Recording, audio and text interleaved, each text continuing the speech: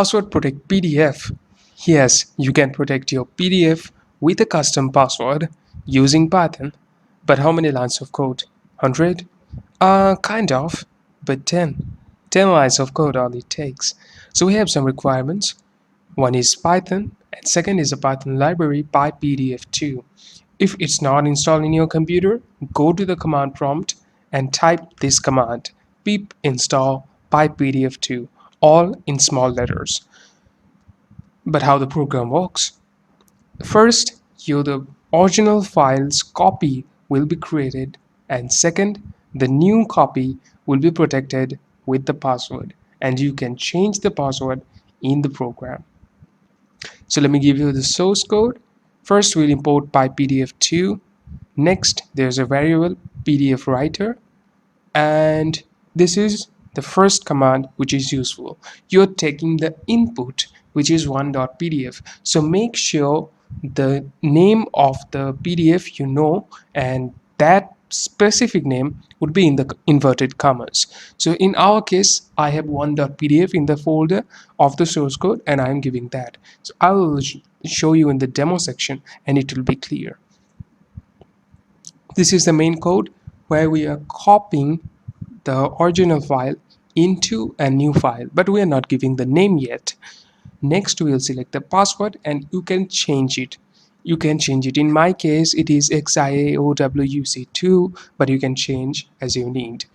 And next, this is the main command where you encrypt the new PDF file, which is the copy of the original file, will be encrypted with the password that you are giving. And that's the end. So you can check, this is only 10 lines of code. That's it. So let me show you the demo of this program. So we have a folder containing a PDF file, which name is 1, and a source code which containing these lines of code. So let me tell you, the PDF file name is 1, so we are giving 1.pdf. If in your case this is something else.pdf, so you have to give something else.pdf. And let me tell you what is this ho.pdf. So when the program executes, when the new PDF file is created, what will be its name? So we are giving ho.pdf, the new file name. If you want something else.pdf, you have to write something else.pdf here, and that's it. So what will happening when you click in this code? It will just run the code, create a new PDF file, code ends, and when you open the file, you need to give the password. In our case, the password was xiaowc2, as you can check in the program, and you can change it anytime. So we will give xiaowc2, enter, and boom, the PDF is protected with a password. Let's talk about open source contributing. Any kind of contribution to this repository are welcome.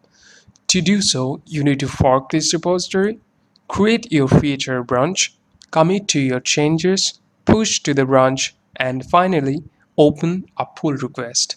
And you can become officially member of qxresearch or Mozilla Campus Club by following these steps.